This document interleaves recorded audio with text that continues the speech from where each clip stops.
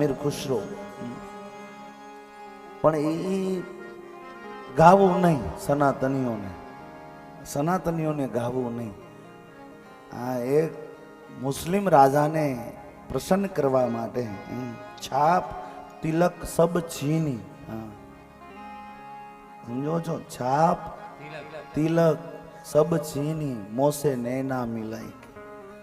એક મુસ્લિમ રાજાને પ્રસન્ન કરવા માટે હમીર ખુસરોએ આ લખેલું. આ છે એનો મતલબ એ જ થાય છે કે બધું મટાવી, મેં ચાંદલો મટાવી દીધો, મારું નામ મટાવી દીધું, હું જે કૃષ્ણ ભક્તિ કરતી હતી મટાવી, અને એના પ્રેમમાં હું ઘાયલ થઈ ગઈ.